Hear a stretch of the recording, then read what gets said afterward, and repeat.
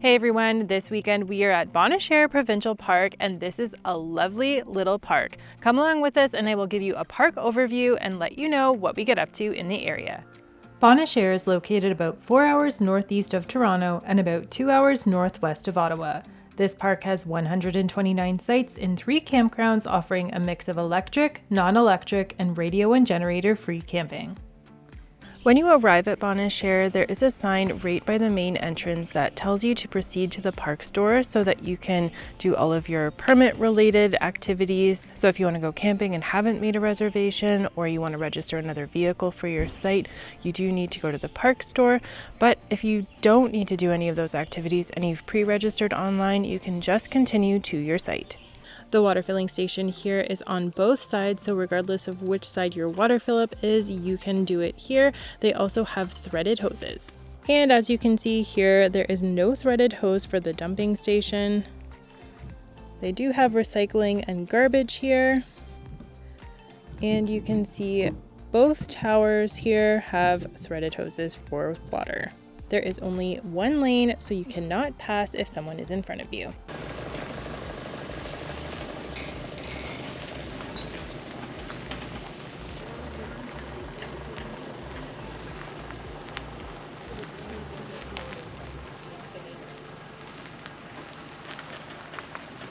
So we are on site 45 and it is a corner site, which I did know when I booked it, but it is a little bit more open than I would have liked. They do have parking right across from us and we're right near the park store, so it is a busier area. But again, I knew that when I looked at the map, so we still wanted to try this site, and overall it's still pretty good. It's fairly level and it's pretty spacious, so that's always a plus for us. Now I'm going to go explore the park.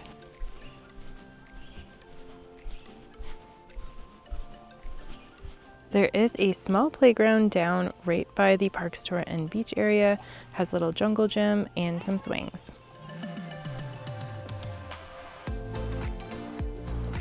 The water here looks pretty clear and it looks like there is a very nice sandy beach bottom. It's just a little chilly and I don't think I will be swimming this weekend. I do like that they have these accessibility mats down here at the beach, so if you have a wagon, a wheelchair, or anything like that that you need to get down here, you could.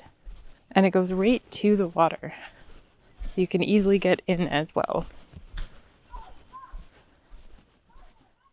The beach here has lots of picnic tables and there is so much shade back there with all of the trees. There's a little bit of shade on the beach, but not too much. There's a nice big sandy area, but it's a beautiful beach area, so I would love to spend a day here. They also have a volleyball net down here in the shaded part of the beach, so you can enjoy a nice shaded game of volleyball if you're down at the beach. I must say, this is quite a nice beach area. I really wish we came in nicer beach weather so that we could have a nice day down here by the water. And I would say Alan and I could both enjoy it because he could stay here in the treed shaded area and then I could be out on the beach enjoying the sun. So really, they have something for everyone here. And I'm pretty sure this is where you can launch your canoes and kayaks, and it looks like they've got racks over here with some on it. So let's go check it out.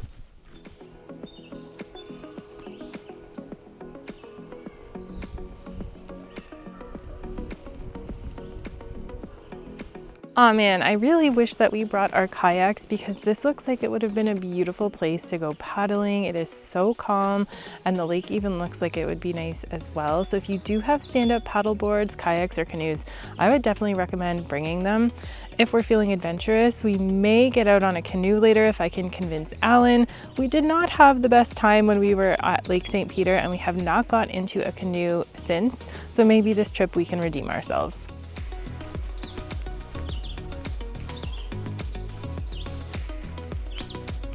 Oh, check this out. This looks like a nice little area. At the end here, they have a little bit of a loop with some picnic tables. So you can have like a nice picnic in the shade, and there's some benches over here. So you can still enjoy the views of the river, but it looks like they just don't want you walking along the riverbank.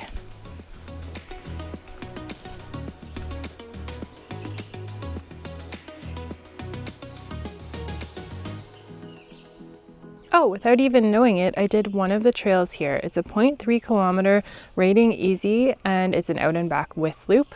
It did not take me 30 to 45 minutes, but it was a really nice leisurely walk. Down at the boat launch here, they also have washrooms for men and women. Both are accessible, and they are vault toilets, but they don't stink, at least on our visit.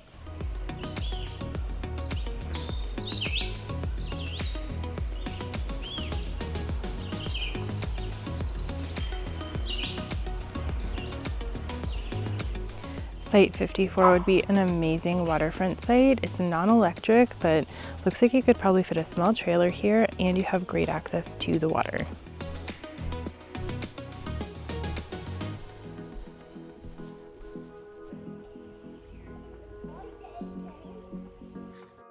Site 73, also a nice waterfront site and very level.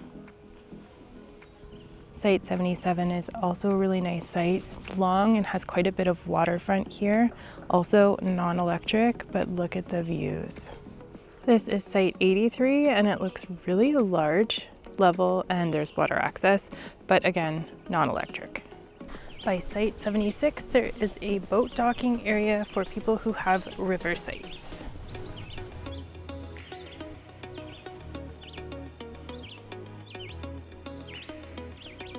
Oh, it's literally just like a loop on the...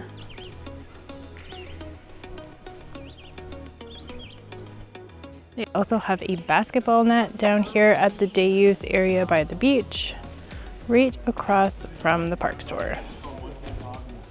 The park store was located in the day use area right at the beach and had a huge shed full of firewood. Inside, they were very well stocked with souvenirs, food items, and some personal and camping essentials. It was one of the nicest park stores we've seen all camping season. At this park, they also have water wheels, the floating beach wheelchair that you can use. You can also rent canoes and kayaks for $40, a kid's kayak for $35, paddleboard for $35, and a corkle for $20, and those are daily rates, which is pretty decent. This is also where you'll find their little exploration station or where they do some demonstrations right attached to the park store. And they have a little library in this tree.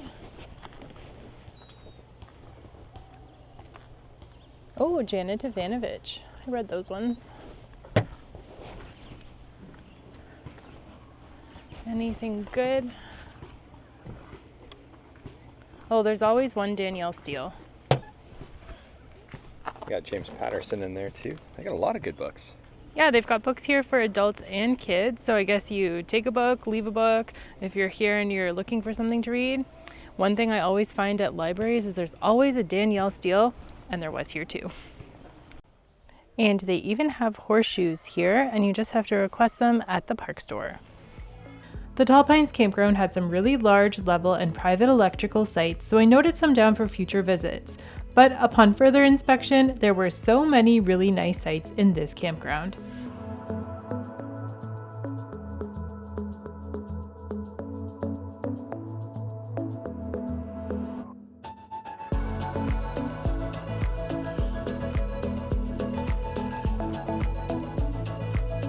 This park has a really nice garbage recycling and disposal area. It's very organized, and there was somebody over here while we were just dropping off a can that was like fixing some of the bins. So it's very well taken care of. And I'm actually noticing that about the park overall. So far, it seems like it's very well taken care of. Even the people that were cleaning out the sites were blowing some of the like debris off picnic tables, cleaning out the fire pits, etc.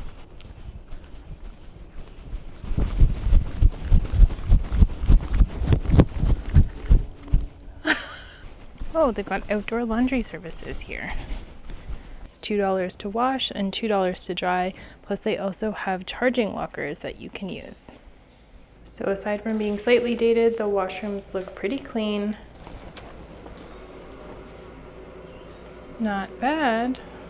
Check this out, the shower even has a heat lamp in it. I've never seen that before at a provincial park. And they have their cleaning schedule posted so you know when the showers are closed. Aside from the washrooms and showers being a little bit outdated, they were kept very clean, so I would give them a thumbs up. Then it was time to check out the Rustic cabins, which were located in a different section of the park. There were 4 cabins to choose from, but I think the Fallen Tree would be the nicest since it's more secluded. All cabin rentals include the use of a canoe, which I thought was a really nice bonus. So it's time to do another trail. We are going to be doing this one here. It is a 0.8 kilometer easy rating out and back, and it should take us about 30 to 45 minutes. But on the map, it does look like it connects with another trail, so we might do that one too.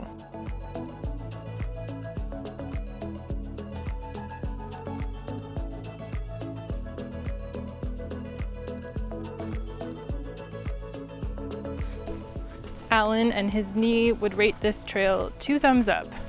So I did read the map correctly. This trail connects with another trail that should take us down around the river. We're not entirely sure how long this one is or how long it might take us or even the difficulty. So we're gonna give it a try and see if we can make it. It does seem pretty level though so far. The signs indicate that we should probably go this way. Or at least that's what Alan is saying. So we're gonna listen to him. And then if he's wrong, I'm gonna tell him, ha, you were wrong.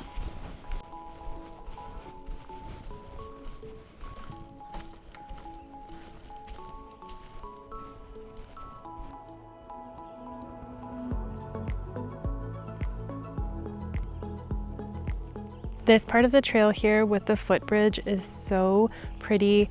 Oh, I actually think I see a turtle over there. See it, Ellen? I'll video it. I can't get it on this camera, but I spotted a turtle. That's really exciting for me because I've just been here for the last 5 minutes trying to find a turtle. Anyways, this is a really beautiful area. The trail isn't that difficult at all. And if the sun is out, it's like a perfect spot to take some photos.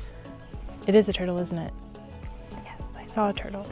I would recommend bringing bug spray or wearing bug spray if you're coming down here, because to get to this part, you have to go through a lot of thick treed areas and there are tons of mosquitoes right now. We took in the sights at the bridge for a few more minutes and then we hustled back to the road to get out of the trees and away from the swarms of mosquitoes.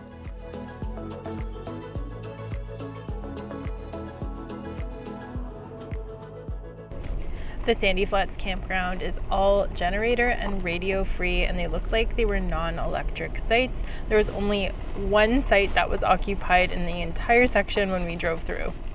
We're pretty much done exploring the park and we've basically seen the entire thing today. So now we're back at the site, and this morning I was reading this book. I'm almost half done and I just started it. But while I was reading, 2 of the park staff came around and they were telling me all about the activities that are happening in the park this weekend. So they've got a color study, they've got insect investigation and bird appreciation. So I have to tell Alan about that one because I'm sure he's going to want to learn all about the birds here. Anyways, it's time for us to just sit back and relax and crack open a cold one and enjoy the afternoon.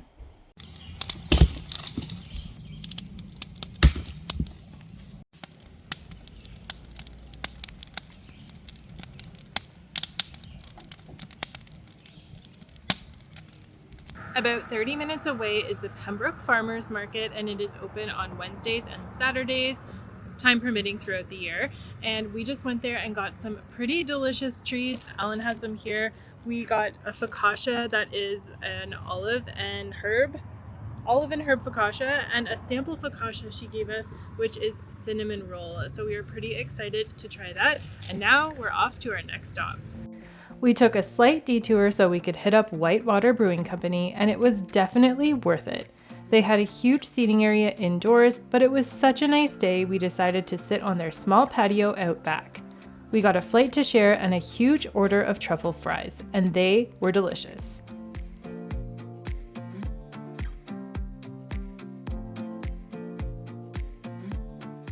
Our next stop is Bonnechere Caves, and we have about 20 minutes before our tour begins, so we are just looking around the area and admiring these beautiful waterfalls. The caves are located about 45 minutes from the park, and geologists have said that the caves would have been the bottom of a tropical sea 500 million years ago. We just completed our tour, and it did take approximately 1 full hour from the demonstration at the beginning, the tour through the caves, which was really cool. Alan wanted me to add that it was really cool figuratively and literally, because when you are in the cave, it does cool down quite a bit because you're about 95 feet underground. and now the end of the tour. We're free to go explore the sinkhole, which is how this cave was found, I believe. And I think this is a really cool attraction to add to your list of things to do if you are in the area.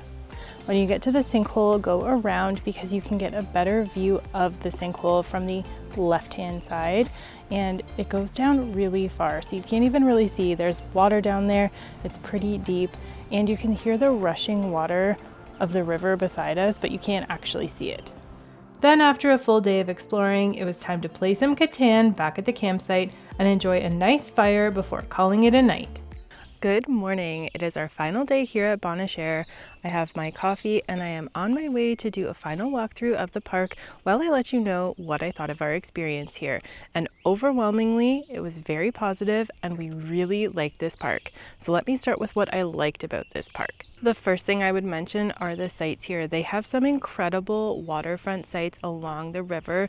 They don't have electricity though, but just generally, the sites here all seem really great. They're treed, they're private, they're large, they're level, so really great sites here in our opinion. The park also has a really nice day use area and beach, so if you're coming in the summer months and it's nice and warm and you can go swimming, I think this would be a great park for a beach day.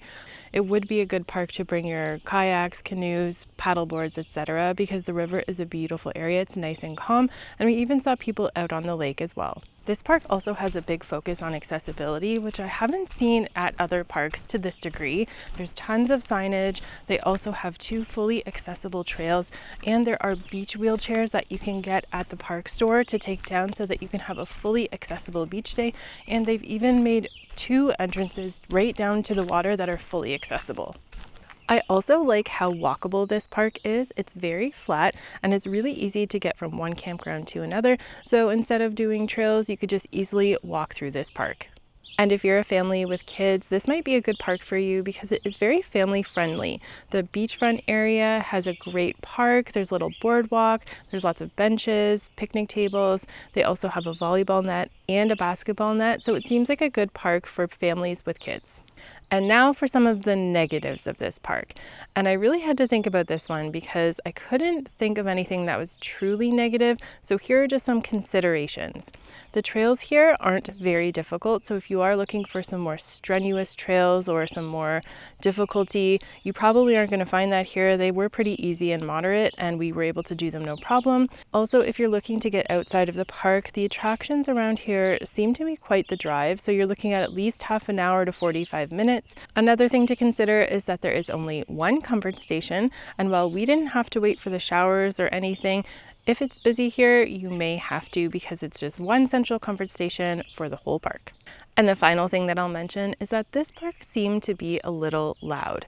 And I don't think it's because of the people that are here being loud. I think it's just because the sound really carries at this park. Maybe because it's flat. I'm really not sure, but if you know why or you experience the same thing, let me know in the comments below because we did find it to be a bit noisy. Not a deal breaker at all, but if you are looking for a more peaceful environment, maybe this wouldn't be the park for you, or maybe you should come during the week when there are less people here and therefore probably less noise. But overall, none of these negatives were enough to sway us to not come back. We really enjoyed our time here, and if this park was closer, we would probably make it one of our regulars.